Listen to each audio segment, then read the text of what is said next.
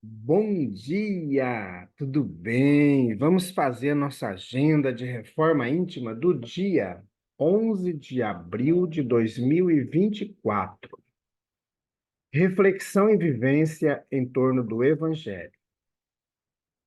Um dia em que se achava à margem do lago de Genezaré, Jesus, assediado pela multidão que se premia para ouvir a palavra de Deus, viu à borda do lago duas barcas. Os pescadores tinham saltado para lavar suas redes. Lucas 5, 1 a 2. Sugestão para a sua prece diária. Prece a Deus, rogando forças para combater a dureza de coração, a inflexibilidade e o excesso de rigor. Reflexão. O mal é sempre o mal, e não há sofisma que faça se torne boa uma ação má. A responsabilidade, porém, do mal é relativa aos meios de que o homem disponha para compreendê-lo. Allan Kardec, na obra O Livro dos Espíritos, pergunta 830. Elevemos os nossos pensamentos, os nossos sentimentos a Jesus. Amado Mestre Jesus, nesta manhã, nós nos colocamos diante de Ti, rogando forças para combater a dureza de coração, a inflexibilidade e o excesso de rigor. Fica conosco, Jesus. Graças a Deus, que Deus seja louvado.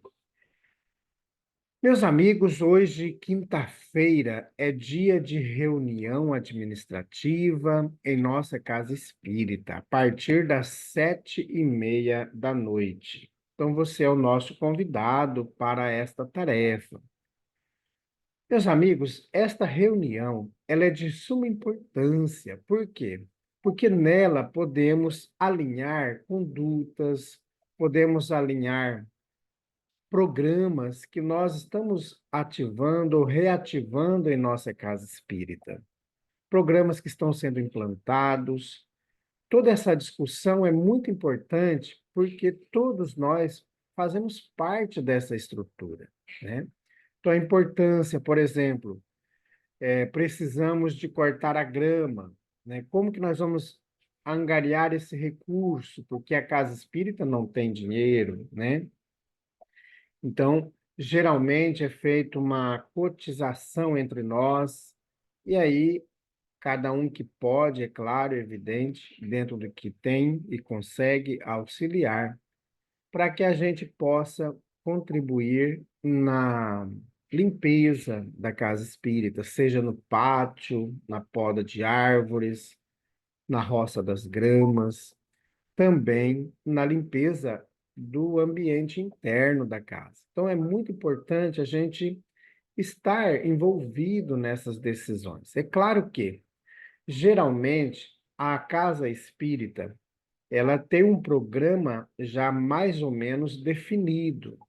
Como a nossa casa espírita, ela está dentro do Centro Espírita Referencial proposto pelo Movimento Concafras. Então, nós utilizamos dos meios mais simples que existe. Então, nós ainda não adicionamos à nossa estrutura coisas mais complexas. Então, nós trabalhamos com o mais simples proposto pelo movimento Concafas. Então, é dentro dessa estrutura que a gente já tem, que está inserido. Às vezes, a gente tem dúvidas, né, sobre como funciona uma casa espírita. E quando a gente não está por dentro da estrutura de uma casa espírita, a gente acha que a gente vai chegar lá hoje, e vai impor alguns estudos, alguns detalhes que em outra casa ou em outro grupo religioso espiritualista faz. mas nós seguimos o método do movimento com cápsulas. Então, a nossa estrutura é essa. Nós ainda não temos condições de ficar implantando outras questões que não estão dentro do programa, né? Então, aquilo que está dentro do programa, a gente ainda bem rudimentar está fazendo, né? Mas é importante essa participação. Meus amigos, nós estamos estudando a obra O Evangelho por Emmanuel, Comentários ao Evangelho segundo João. E o Emmanuel traz 5 mensagens dentro desse assunto. Então, nós vamos hoje pela primeira mensagem, depois a gente vai avançando, tá bom? Ele, porém, lhes respondeu: O meu pai trabalha até agora. Eu também trabalho. Evangelho de João, capítulo 5, versículo 17. Trabalho. Em todos os recantos, observamos criaturas queixosas e insatisfeitas. Quase todas pedem socorro. Raras amam o esforço que lhes foi conferido. A maioria revolta-se contra o gênero de seu trabalho. Os que varrem as ruas querem ser comerciantes. Os trabalhadores do campo prefeririam a existência na cidade. O problema, contudo, não é de gênero de tarefa, mas de compreensão da oportunidade recebida. De modo geral, as queixas nesse sentido são filhas da preguiça inconsciente, é o desejo ingênito de conservar o que é inútil e ruinoso, das quedas no pretérito obscuro. Mas Jesus veio arrancar-nos da morte do erro, trouxe-nos a bênção do trabalho, que é o movimento incessante da vida, para que saibamos honrar nosso esforço. Referiu-se ao Pai, que não cessa de servir em sua obra eterna de amor e sabedoria, e à sua tarefa própria, cheia de imperecível dedicação à humanidade. Quando te sentires cansado, lembra-te de que Jesus está trabalhando. Começamos ontem nosso humilde labor e o Mestre se esforça por nós. Desde quando? Comunicação de Emmanuel, publicada na obra Caminho, Verdade e Vida, da editora FEB, capítulo 4. Meus amigos, nós estamos diante de uma fala de Jesus da importância do trabalho. Tudo em a natureza trabalha. A gente acha que não. Mas se nós olharmos, tirarmos um tempinho para ficar próximo de uma vegetação, nós vamos ver quantos estão trabalhando. Muita gente.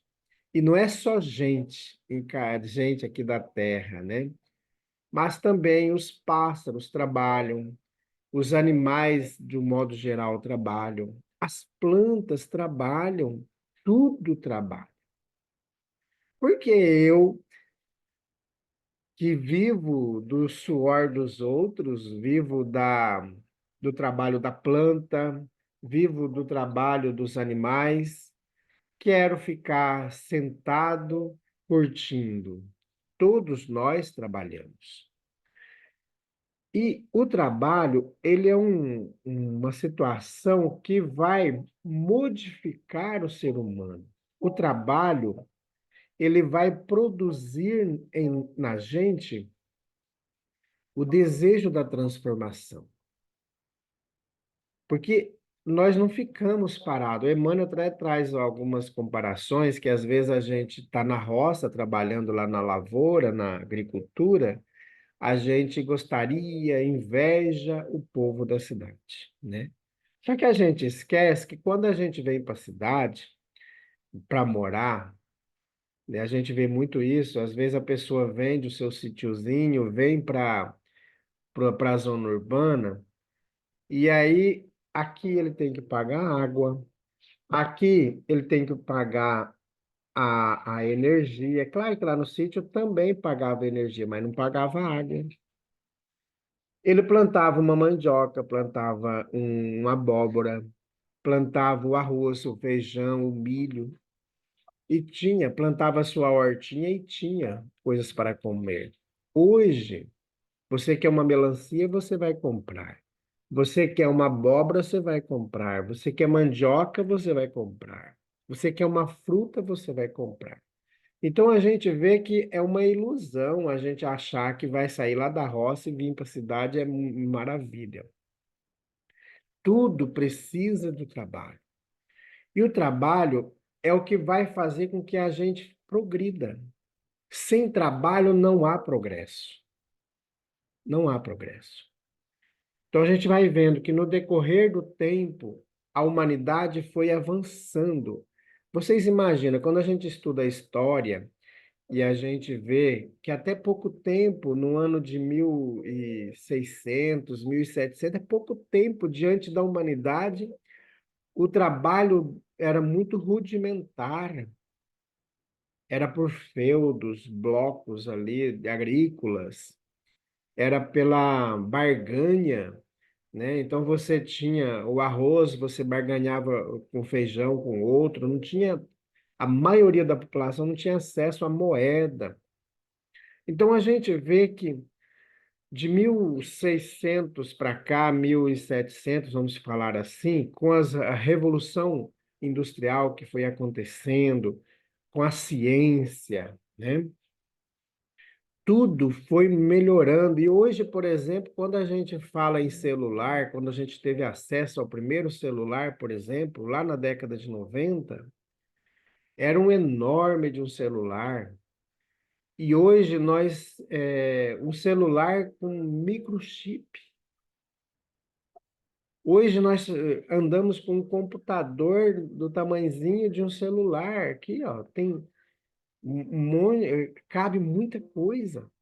Então a gente vai vendo que as tecnologias vão evoluindo e faz parte do progresso da humanidade. Só que nós temos que evoluir também moralmente.